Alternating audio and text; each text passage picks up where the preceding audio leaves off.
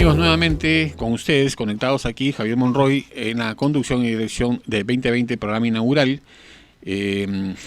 Habías hecho referencia que estamos en un contexto absolutamente atípico, ¿no es cierto?, en estas elecciones congresales, absolutamente prenavideñas, con listas improvisadas, con organizaciones políticas que tienen dificultades crecientes para poder cumplir con el cronograma, y con las dificultades que también tienen de poder conectarse con la ciudadanía, que está absolutamente desafecta a este tipo de eventos, sea por el descrédito muchas veces del sistema político, por los escándalos de corrupción, por la cercanía de las fiestas navideñas, o también porque perciben, ¿no es cierto?, esta fragilidad, esta falta de liderazgo, esta imagen débil de muchos de los candidatos, y sobre todo porque en unas elecciones congresales se rompe el esquema habitual, costumbrista, vamos a decir así, de la ciudadanía y del electorado peruano, que está acostumbrado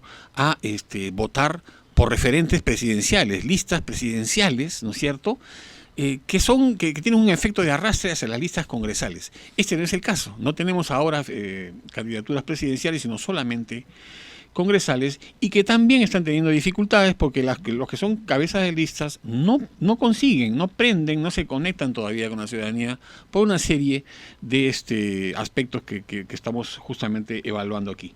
Esta tarde nos acompaña el doctor Antero Flores Arauz, expresidente del Congreso, exministro de Defensa y muchos cargos notables que ha tenido el doctor Antero Flores Arauz. Le agradecemos también por acompañarnos en este programa inaugural y le damos la bienvenida. Doctor Antero Flores Arauz. Mil gracias, muy gratificado porque me hayas invitado, Javier, a tu programa inaugural y deseándote además en este nuevo emprendimiento el mayor de los éxitos. Muchas Cualidades gracias. Te sobran, pero también se requiere suerte. Muchas gracias, Antero. Justamente me acompañará seguramente en esta reflexión respecto a que estamos en un contexto preelectoral atípico, en el que no consiguen todavía las organizaciones conectarse con la ciudadanía. No sé qué reflexión tienes. La misma que tú, porque es sumamente difícil, es una campaña sumamente corta. No nos olvidemos que la ruptura del anterior Congreso fue el 30 de septiembre, y luego han venido la convocatoria, la preparación de listas, las impugnaciones, las elecciones internas, y recién la campaña está comenzando, y la mayoría de candidatos no lo conocen ni su mamá, ¿no? Entonces es bien difícil, salvo algunos que ya han tenido alguna participación política o participación en gremios profesionales o laborales o en alguna otra cosa, pero la mayoría nadie sabe quiénes son, ¿no? Sí, lamentablemente es así y no sé... Y ojo, no lo digo con ánimo despectivo ni mucho menos, para que no me vayan a malinterpretar, sino simplemente la realidad, no son conocidos. Sí. Pueden tener muchísimas calidades, buenas y malas o regulares. Espero que todas muy buenas, pero no son conocidos, ¿no? No, y tampoco lo van a hacer mucho más en el tiempo que resta, porque estamos con el tiempo, Javier, apretado. No solamente el tiempo que resta, sino además lo que tú has dicho. Falta la locomotora que jale vagones, y no necesariamente el primero de la lista jala. Y dos, no nos olvidemos también de que hoy día no hay campañas radiales ni televisivas, y solamente tienes la franja electoral, que es muy relativa y muy pequeña. En consecuencia, posibilidades de que sean conocidos por el público es bastante difícil, son muy menguadas. Y por otro lado, quienes puedan aportar en tu campaña y te puedan ayudar, cada día son menos, porque después de los escándalos que ha habido de las aportes a campañas electorales, etcétera, en sumas no declaradas y sumamente grandes, ya hoy día nadie se atreve a hacer un aporte porque tienen miedo después de las consecuencias, ¿no? Sí, justamente creo que has dado el contexto preciso de lo que está ocurriendo, y sobre todo con estos dos aspectos que has mencionado, que es el cambio de reglas en el juego electoral, porque evidentemente al no permitirse una publicidad privada están circunscritos y limitados a la franja electoral, lo cual reduce y limita sus posibilidades de visibilidad o de circulación y de presentación y de exposición pública. Eso por un lado, y también además, el tema de las campañas. Son 130 candidatos por 20 y tantas listas. Así es. Eso me lleva a preguntarte si en realidad estamos en un modelo idóneo de elecciones en el sentido del famoso voto preferencial, ¿no? O sea, yo creo que es una medida que debería ser revisada, que tiene un perfil muy perverso, ¿no? Mira, a mí no me disgusta el voto ¿Sí? preferencial. Tiene cosas buenas y malas. Toda medalla o toda moneda tiene dos lados. Tiene cosas buenas, cosas malas. Pero evidentemente ante las agrupaciones políticas en que sus comités son de poca gente, etcétera, hoy día si se presentaran personas como Armando Villanueva, Luis Alberto Sánchez, Bobby Ramírez del Villar, Mario Polar, oye, de repente en sus elecciones internas nadie vota por ellos, porque votan por los miembros de sus comités y por los que están más cercanos. Por eso ves tú tanta gente desconocida. Yo creo que la cuota que pueden definir los partidos como invitados es muy pequeña. Si hacemos un análisis de cómo eran congresos cuando no había elección interna y cómo después de la democracia interna, vemos una gran brecha. Antes tú tenías personas de muchísimo más nivel, ¿no? Sí, es cierto, es cierto. O sea que la democracia no siempre, para algunas cosas, no es la adecuada, ¿no? Bueno, imagínate si de repente nos pusiéramos a conversar sobre lo que decía Bartolomé Herrera y la aristocracia y la inteligencia, y que así es, teníamos que tener un electorado, digamos, no solamente informado, sino educado, y que además estuviera en capacidad de sopesar los planes de gobierno, los idearios, las doctrinas, qué sé yo. Pero si se vota por una simpatía, y por una simpatía ni siquiera intelectual, ni siquiera de gestión, ni siquiera de decisión, simplemente porque te cayó bien. Y hemos visto en otras elecciones que por ponerte en una nalga un número, la gente votaba por ese número en todas las listas. O sea, todos se beneficiaron por las nalgas de una señora. Imagínate, esto sucedió. Sí.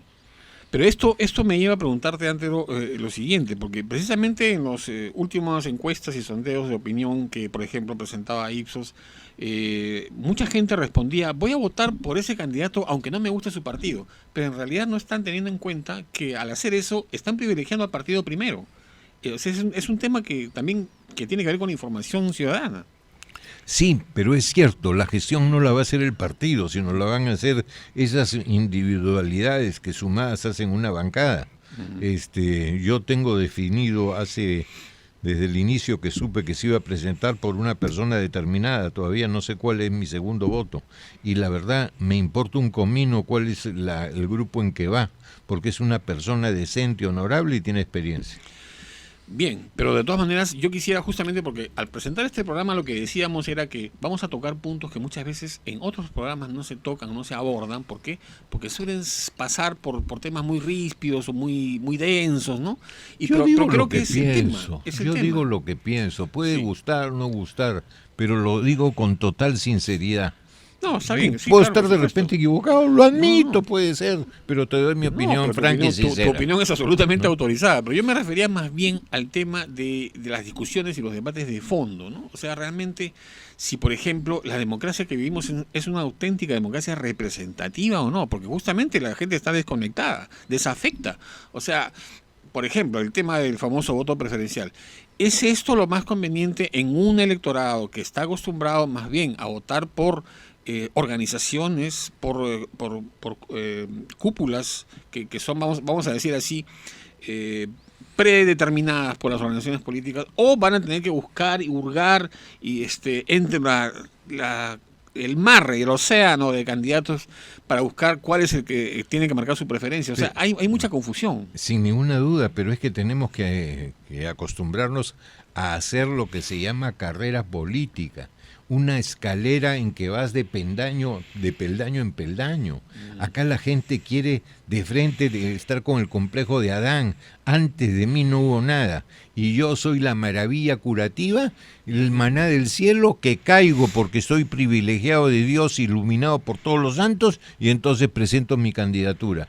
No estuvo en una junta vecinal, en una junta de su barrio, no fue regidor de un distrito, no fue regidor metropolitano, no fue alcalde, no estuvo en un gobierno regional, no estuvo en nada, pero de frente o quieren ser ministros o quieren ser parlamentarios, y ni qué decirte de presidente de la República. El club de candidatos a la presidencia de la República tiene más socios que el club Regatas. Sí, sí, es cierto. De locura, ¿no? Es cierto, sí, sí. Bueno, pero en general, también yo creo que está en el ambiente esta percepción de que la ciudadanía está en un estado de negación, ¿no?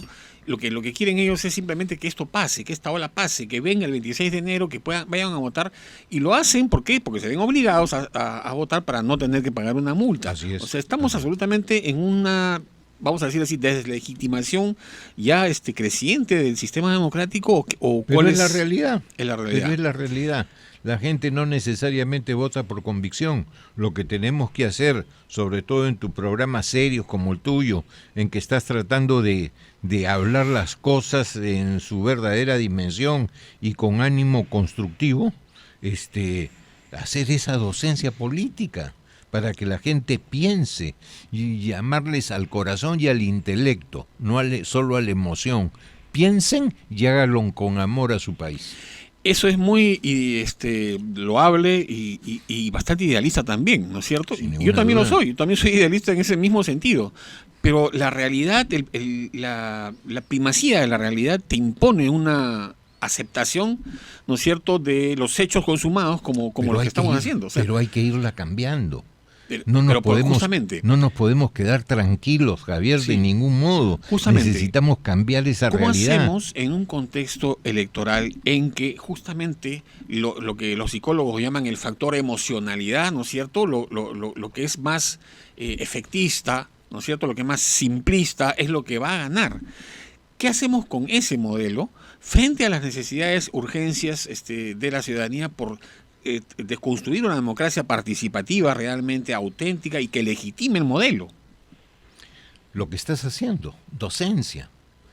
Esto no se va a resolver de la noche a la mañana, es imposible, pero repitiéndolo y repitiéndolo, machacándolo, algo quedará y alguna gente reflexionará y entonces habremos avanzado algo, porque sería injusto e ilógico que nos quedemos con una realidad que no es la adecuada y que no hagamos nada para cambiarlo. ¿Qué tipo de sociedad democrática va a presentar el Perú como país cuando llegue el bicentenario? Ah, bueno, en eso yo tengo mis discrepancias. Todo el mundo habla del famoso bicentenario. El bicentenario es cualquier fecha, discúlpame. El Perú no va a cambiar porque se celebre los 200 años de su independencia. Vamos a seguir igualito. Este es un trabajo que hay que comenzarlo desde ahora, no pensando en el bicentenario, sino pensando en lo que queremos de un Perú de futuro. El bicentenario está acá a 2 años. Perdón, ni siquiera. Ni siquiera. Año y medio. Así es. Año y medio, es de locura. ¿Y qué se ha hecho? Fuera del libro de Cecilia Bácula, creo que absolutamente nada. Ok.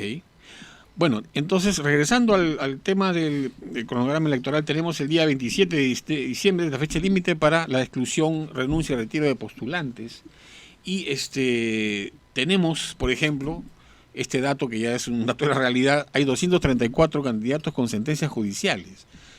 Es decir, y así necesitamos o vamos a pretender que el electorado nos acompañe.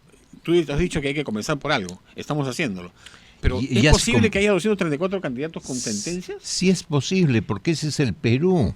Lo que tienes que ver es cuál es el porcentaje de los 130 candidatos en 20 y tantas listas. Entonces, de repente, eso no es no hace tanto bulto. Más aún, creo que lo conveniente y lo importante se hizo. Hacer la posibilidad de que puedan ser cuestionadas esas candidaturas, tener en un portal del Jurado Nacional de Elecciones todas las hojas de vida de toda esta gente y que puedas buscar, informarte de cuáles son sus antecedentes. Y en esto la prensa ha hecho una buena labor y hay que felicitarla. Nos ha puesto sobre el piso, nos ha hecho pisar piso, nos ha dicho claramente, miren lo que tienen, por estos, mucho ojito, por esto ni se les ocurra votar. Entonces, algo hemos avanzado. O sea, la prensa es el cable a tierra del país, ¿no? Yo creo que sí. Qué buena figura, ¿no? Figura, ¿no? Bueno, pero ahora yo sigo muy graficada, ¿no? Sigo preocupado porque, bueno, el radar político de la ciudadanía no está centrado en esto, sino pues en los destapes del abajato, en los escándalos de corrupción. tienes ahora 4 generales del ejército que han sido detenidos por presuntos actos de irregularidades y robos de combustible. Pensábamos que el efecto Donaire iba a terminar ahí, pero no, parece que estos destapes siguen. Entonces la gente está en un contexto absolutamente de confusión, ¿no? ¿Qué cosa esperar de eso? Pero las cosas hay que hacerlas bien también. El escándalo no es bueno, porque también está de por medio el prestigio de nuestras Fuerzas Armadas, el prestigio, que te digo, de la Fuerza Armada del ejército de Bolognesi. Entonces hay que tener mucho cuidado, porque siempre es la presunción de inocencia. Total. Tú estás inculpando a una serie de gente, pero mientras no sean condenados, tú no sabes qué grado de culpabilidad, claro, o si de repente son inocentes. Pero, ¿no? Digamos, la gente lo que hace es leer noticias y ve esto. Pero ¿no? por eso hay que, nuestros magistrados, tanto del Ministerio Público como el Poder Judicial, deberían tener tino. Oigan, estas cosas tú no vas pues con 200 periodistas para hacer escándalo, te pones de acuerdo antes con el comandante general del ejército, has puesto en una situación de confrontación a 2 instituciones que son indispensables tutelares en el país. Yo no diría tutelares, porque los civiles sí, ¿no? Pero los civiles no necesitamos tutela de nadie. Sí, pues, pero son es un término muy histórico, ¿no? Sí, instituciones que nos dan seguridad, Fuerza Armada y Policía, y las has puesto en un contexto difícil cuando pudiste hacer las cosas bien. Ahora, yo estoy de acuerdo con lo que ha dicho el ministro de Defensa respecto a que estos escándalos son absolutamente aislados y que no comprometen la honorabilidad de las Fuerzas Armadas. No deberían. Y tampoco el caso del coronel de la policía, que también ha sido encontrado dirigiendo una banda, eso no compromete la eficacia ni en teoría no debería, pero en la práctica mucha gente le pone sus reparos y comienza a desconfiar, y es entendible. Pero necesitamos a nuestras Fuerzas Armadas, necesitamos a nuestra policía y tenemos que reclamar que sean honorables. Pero hay algo que sí deberíamos hacer, Javier. Sí. Yo soy de la idea de que hay que cambiar un articulito en la Constitución que dice que los grados y las distinciones solamente pueden quitártelas por decisión judicial, por sentencia judicial firme. Eso a mí no me parece. Yo prefiero que sea por cuestión administrativa. Y si yerras, para hacerlo más expeditivo. Así es. Y si yerras, después te lo repondrán. ¿Por qué? Porque cuando a ti te degradan y lo hacen públicamente y te quitan las condecoraciones que te impusieron, oye, realmente es tal vergüenza que yo creo que tiene un efecto inhibitorio en muchísimas otras personas de Fuerza Armada o Policía o de bomberos que quisieran delinquir. Es una muerte civil. Sí, claro. Claro, eso es. Así es. Bueno, entonces seguimos con esto del radar político que está desconcentrado del tema preelectoral, ¿no es cierto? Incluso la gente se fija más, por ejemplo, en los 3 ministros que han tenido que renunciar en el gabinete de Vizcarra, y estos escándalos de denuncias que también están por verse en la judicatura y las autoridades respecto a lo que pasó en la etapa final del gobierno regional de Moquegua, ¿no? Sí, habrá que buscarse e investigarse.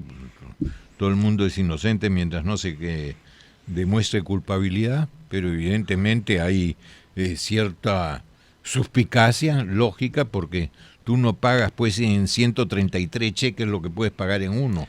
Te hace ver que ahí puede haber algo, ¿no? Ahora, acá hay un tema, antes ya que lo mencionas, y somos gente de derecho, que también está en el candelero, que es el famoso tema de las prisiones preventivas. Porque ahora, con lo que pasó el año pasado con Humala, ahora con Keiko, el escándalo está ahí. Pero Me atrevo a hacerte una recomendación. ¿Cuál? Lee mi artículo de hoy en Diario 1. Página completa sobre el Papa y la prisión preventiva. De acuerdo. Hasta el Papa se ha ocupado de esto, porque realmente es escandaloso. Lo normal es que tú enfrentes un proceso judicial de carácter penal en libertad. Lo excepcional es que lo hagas enchironado, que lo hagas encarcelado, que lo hagas con privación de la libertad. Y eso cuando hay también situaciones excepcionales. Uno, que supongas que si fuera culpable la condena va a ser realmente efectiva. 2, que hay un peligro de fuga. 3, que hay una obstaculización de la justicia, pero si no se dan estos elementos no hay ninguna razón. Y lo que es más grave, Javier, sí. Esto ha saltado por la connotación pública y política que tienen las personas involucradas. Así es. Pero más del 40% de los internos en nuestros penales no tienen sentencia. Y muchos ni siquiera acusación Pero penal. déjame decirte algo antes. Yo soy un poco más radical que tú en ese sentido. Sí. Porque como hombre de derecho, como hombre de derecho que soy, yo no encuentro admisible que una persona vaya a una cárcel sin, ni siquiera, no vamos a decir sin sentencia, sin acusación. Es decir, una persona solamente puede ingresar a un centro penitenciario después de una sentencia, una condena firme y consentida, ejecutoriada. No puede ser que una persona esté en términos preventivos, ¿no es cierto?, privada de su libertad, que es un baldón social. A mí me gustó mucho una frase que he leído o he escuchado en estas últimas semanas. Uno investiga para encarcelar en caso de haber culpabilidad. Pero acá se encarcela para investigar. No tiene ningún sentido. Ninguno. Y esto no tiene nada que ver con las ideologías o los partidos. Por eso yo hace algún tiempo digo que acá sobramos los abogados como tú y yo. Uh-huh. Lo que nos faltan son psiquiatras. Este Perú se está volviendo loco. Así es. O sea, digamos, los señores Humala estuvieron 1 año en la cárcel. ¿Acaso fueron acusados por la fiscalía? Así es. Y lo mismo pasó con Keiko. Entonces, no es un tema de ideología. ¿Y con cuántas personas más? Tienes este señor Pierre Figari, tienes un montón. Mira lo de los árbitros. Completamente, es una cosa inaceptable. Eso en un sistema, en un Estado de Derecho no se puede admitir. Oye, y más sorprendente aún, que nuestro colegio de abogados, sordo, mudo y ciego. Por favor, una palabra sobre este escándalo, este desorden, esta vergüenza que se ha visto en estas últimas elecciones del Colegio de Abogados. Oye, por favor, está desprestigiado completamente. Pero hace tiempo que tú ves que las campañas electorales y el día de la elección es un mercado persa, que te están regalando llaveritos, que te están dando lapiceritos, que tienes por todas las calles sucias, desordenado, etcétera. Uh-huh. Cuando es tan fácil el voto electrónico, que ya se hizo la elección pasada y yo creo que con bastante éxito, ¿no? Perfecto. Bien. Las gracias al doctor Anthony Flores Arauz. No sé si quieres agregar algún mensaje a la ciudadanía, tal vez en este contexto preelectoral. Que voten bien, que después no se quejen. Oye, ahora le echamos la culpa a todo del Congreso, un desastre. Oye, el Congreso salió por generación espontánea, lo puso Dios y bajaron como maná del cielo. ¡No! Fueron propuestos por los partidos que tienen responsabilidad compartida con los electores que votaron por ellos. Si votan mal, no se quejen, pues no sean rasudos. Bien, muchas gracias al doctor Anthony Flores Arauz. Vamos a un corte, según me dice. Sí, ya regresamos.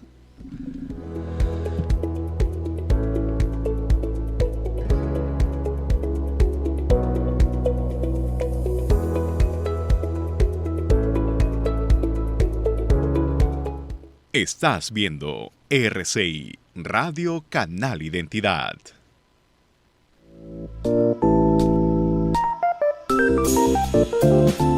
Café Solar de Samaniego. Disfrútalo sin azúcar.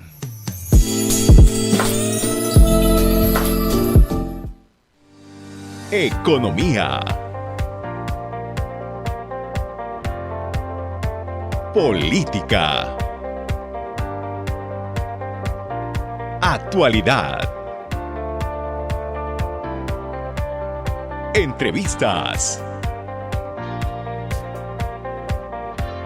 Y reportajes.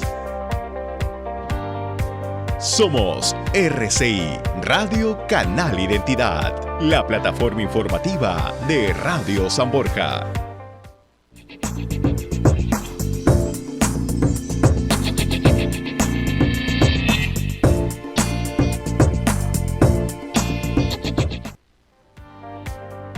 Ni con Dios, ni con el diablo. De lunes a viernes a las 10 de la mañana por RCI.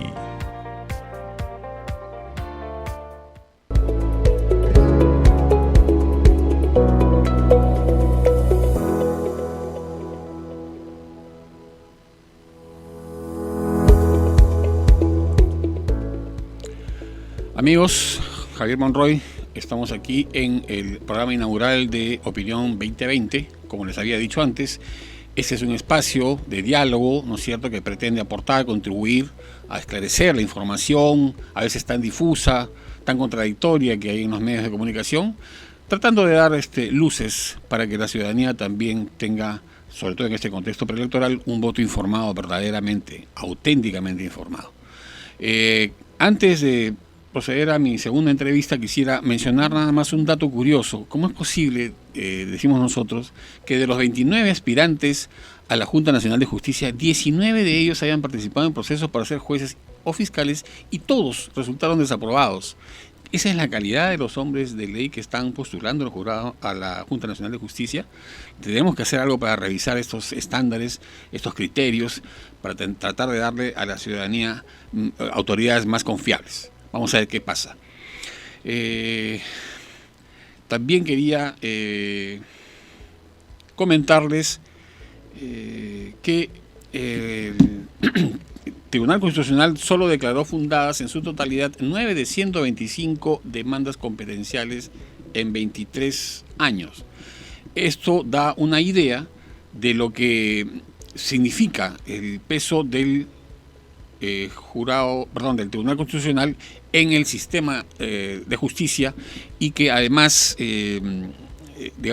da pie a la controversia, a las opiniones encontradas de la ciudadanía respecto al verdadero peso político de una institución tan importante como esta. Estamos acompañados del señor Alejandro Salas, del partido Somos Perú, analista político, abogado con especialización en ciencias políticas, magíster en gestión pública, además de otros méritos académicos y profesionales.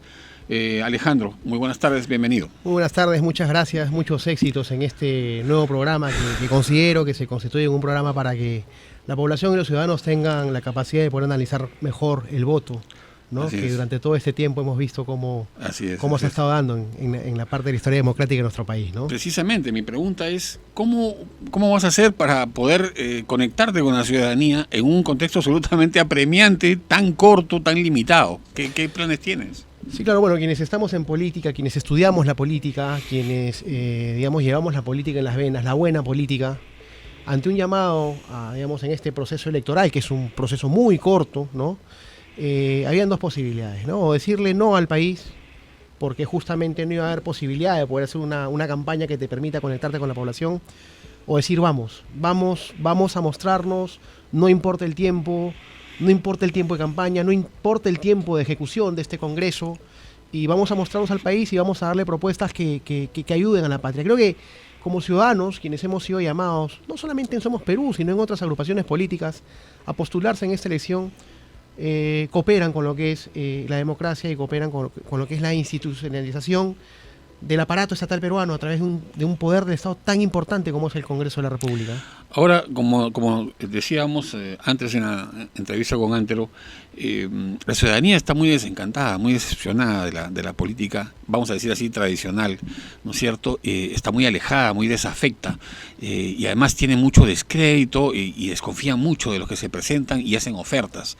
Entonces, en un contexto tan breve, los que hacemos a veces asesorías o consultorías políticas, siempre decimos que aquí va a ganar el que cometa menos errores y el que sepa conectarse rápidamente en las redes sociales. ¿Esos dos atributos son los que vas tú a poner en práctica o tienes otro plan? Claro, no. El mundo de las comunicaciones se involucra ya desde ya las redes sociales. Candidato que considera que las redes sociales no son una herramienta para esa campaña está completamente equivocado. Las redes sociales son parte de la campaña política, es la manera, directa de poder conectarse con la población, con plataformas como la tuya, por ejemplo, ¿no? Uh-huh. Que te permite de una u otra manera exponerte, reproducirla en tu propia página, ¿no es cierto? Uh-huh. Para que la gente conozca un poco más al candidato y poder sectorizar esto, a nivel de todos los conos que tiene Lima.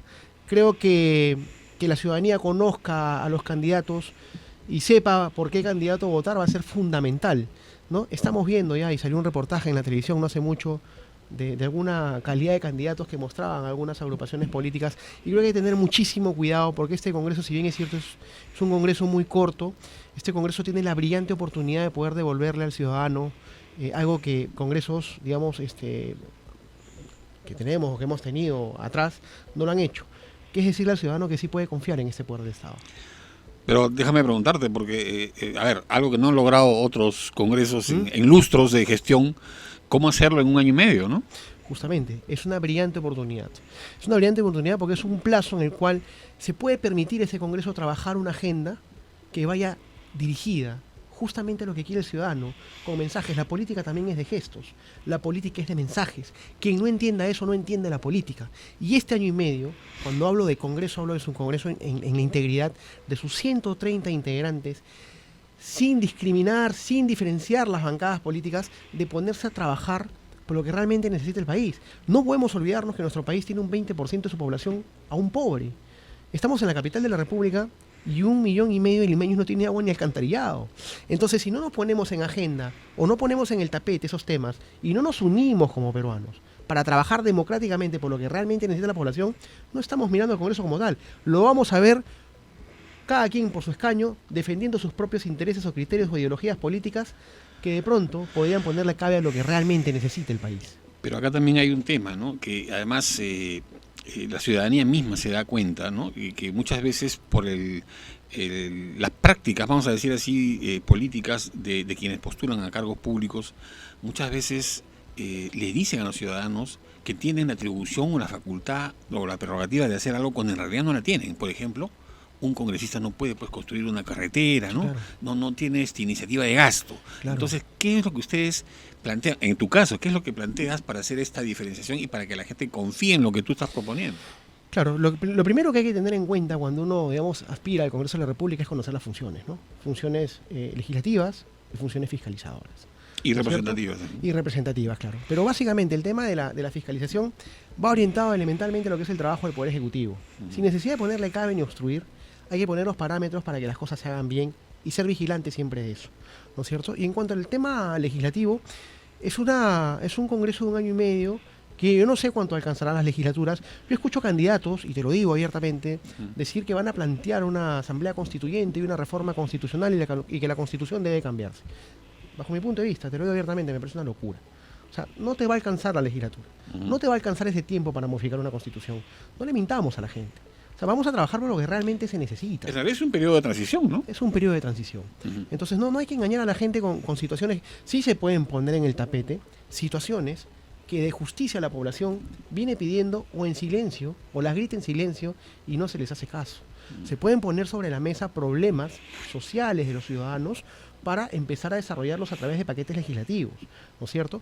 De pronto, el periodo no alcanzará o de pronto se alcanza. Pero si no alcanza, el problema lo pone sobre la mesa. Hay muchos problemas que los ciudadanos se quejan, hablan, y no tiene quien los represente, quien lleve esa voz. Ahora, ustedes como candidatos en este contexto tienen dos problemas que no han tenido otros postulantes, otros candidatos en otros contextos.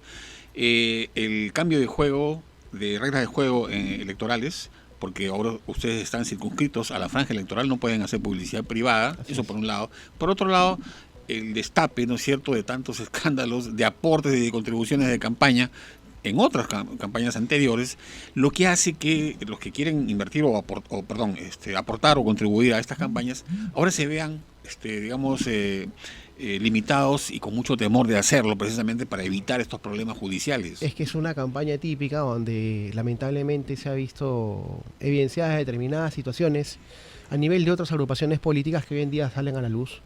Y yo siempre lo digo, ¿no? Y lo digo abiertamente.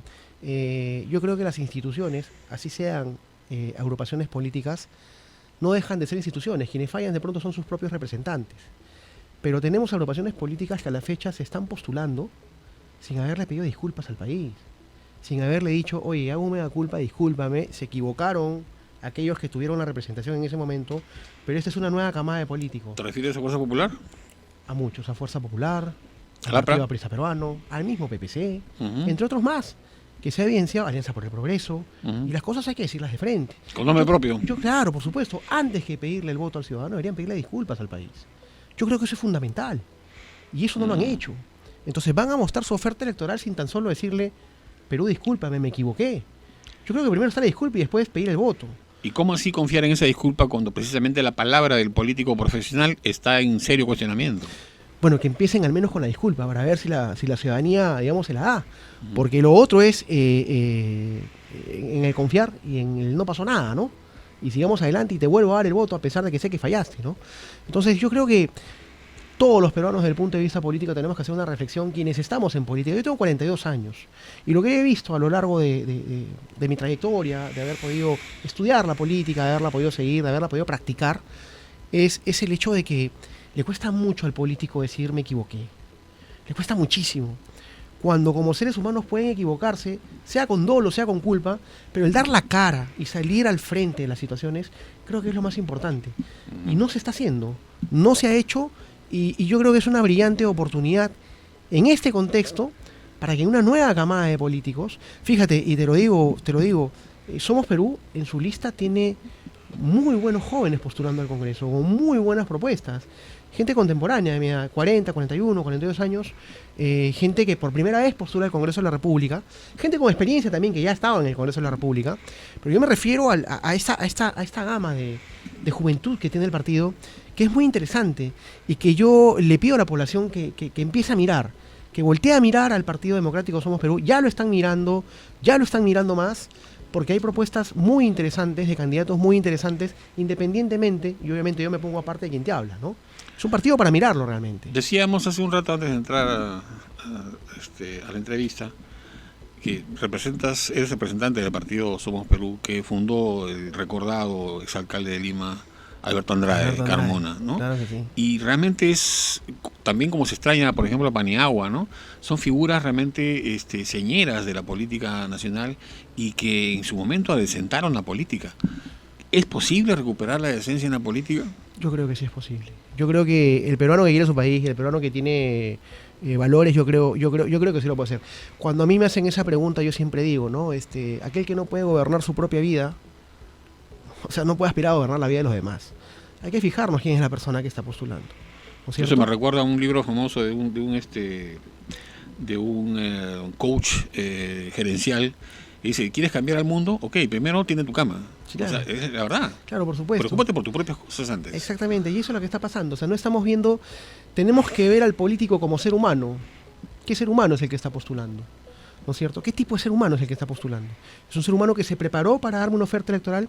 ¿Es un ser humano que cumplió con sus hijos, le dio alimentos a sus hijos, se preocupó por sus hijos?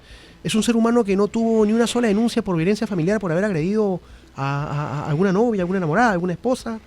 ¿No es cierto? O cuando fue jefe en alguna empresa, no maltrató a sus trabajadores. Por supuesto, o que no tuvo alguna demanda de alimentos no de sus hijos, sino de sus padres, ¿no?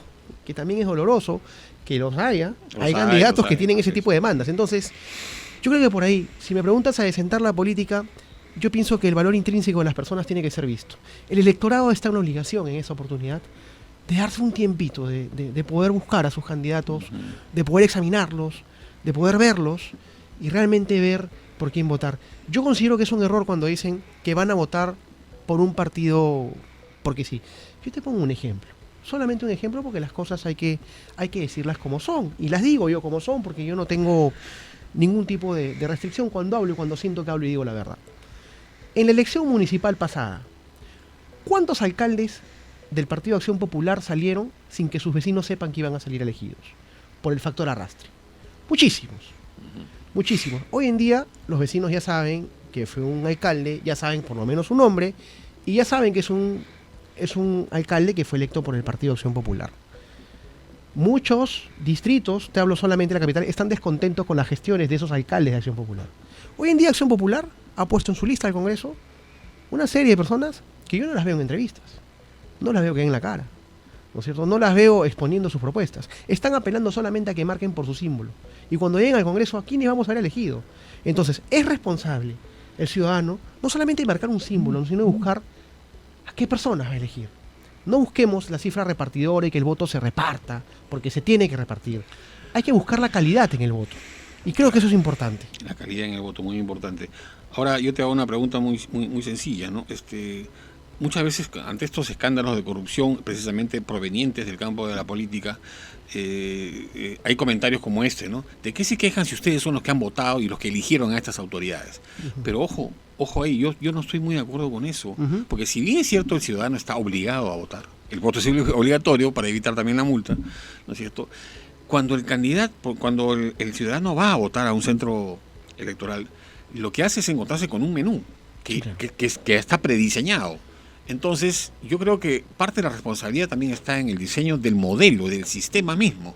Y el ciudadano no puede hacer otra cosa que votar por aquellos que le ponen en el menú. Entonces, claro. ¿de qué estamos hablando? Sí, claro, eso es cierto. Eso es cierto.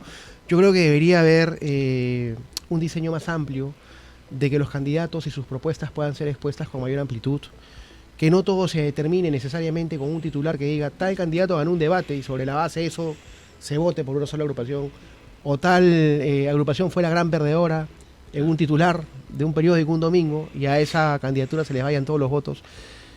Creo que yo tuve la oportunidad en febrero de este año de ir a exponer a Madrid, España. Escribí un artículo que se llama El automatismo electoral, ¿no es cierto? Donde bueno, lo leyeron y me llevaron en la Universidad Camilo Cela a exponerlo, en donde básicamente explicaba eso, ¿no? La obligación del Estado de que todos los candidatos sean escuchados y de frenar un poco el tema de guiar, ¿no es cierto?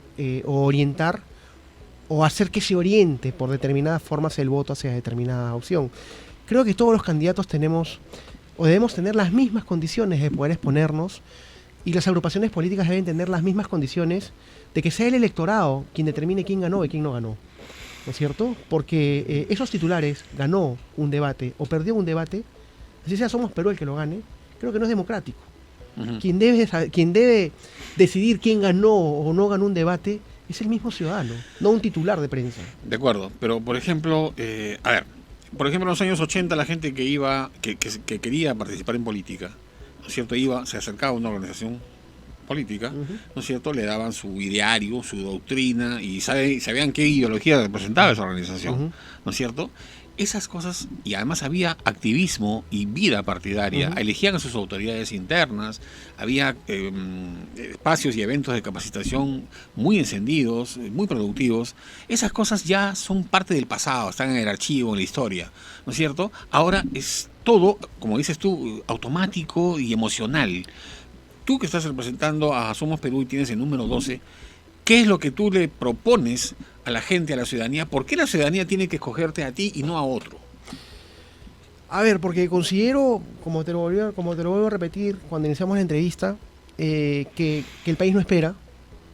Me siento a mis 42 años preparado para asumir el reto de poder postularme y poder ser electo al Congreso de la República por un tema que tengo, y lo puedo decir abiertamente, tengo 22 años de experiencia en el campo de la gestión pública. Nunca he sido llevado a un proceso administrativo disciplinario ni a un proceso penal. Siempre me he llevado, digamos, con la corrección y el respeto que se tiene que tener para el trabajo para con el Estado. Tengo las ideas claras de que tengo familia, tengo hijas, y que mi función pública ya no va a recaer necesariamente en mí, va a recaer en el apellido de mis hijas. Yo no quiero que mis hijas la señalen en primer lugar. Y en segundo lugar, tengo la obligación a mis 42 años de poder ayudar en algo, a dejarle un mejor país a nuestros niños. A mí me hubiese gustado tener políticos con valores, que los ha habido seguramente, pero no todos lo han sido. Hace unos 30, 40, 50 años, políticos que piensen en el futuro de nuestro país, en que nuestra capital ahorita en el 2019 debería tener sus 7 líneas de tren eléctrico, ¿no es cierto?, ya terminadas, y no estar empezando por la segunda en el 2019, en una capital que tiene 13 millones de habitantes. De acuerdo. El político tiene que pensar en el beneficio del ciudadano, en el beneficio común de todos, no en sus propios intereses. Y en Alejandro Salas se encuentra en eso, en alguien que piensa no en el presente, sino en el futuro, lo que tenemos que dejar a nuestros niños desde la política. Bien, gracias Alejandro Muchas Salas. gracias. Vamos también con ustedes, amigos, haciendo una reflexión ya de cierre, ¿no es cierto? Decirles simplemente que ustedes tienen que también, como ciudadanos, como gente que ansía una mejor realidad para este país, un cambio de atmósfera, recuperar la confianza ciudadana en las autoridades, en la gente que hace política, que produce o pretende producir cambios en la calidad de vida de las personas, y que en muchos casos van a decidir por ellas. Entonces lo que ustedes necesitan es tratar de informarse más, vamos a decir así, cruzar información para poder también tener mayores insumos para tomar una decisión que va a afectar su propia vida y la calidad de la democracia. Nuestra democracia tiene posibilidades en el futuro. Simplemente tenemos que nosotros comprometernos como ciudadanos, como votantes y sobre todo como partícipes en un sistema que recupere la confianza de este país. Ese programa inaugural de Opinión 2020 se lo dedico sobre todo a mis estudiantes, a mis alumnos de la universidad. Yo creo que vamos a tener un espacio de reflexión, de intercambio, de debate, ideas, y vamos a poder contribuir también con la mejora de la información ciudadana a través de este programa que va todos los días de 5 a 6 de la tarde. Bien, por su atención, muchas gracias y hasta mañana.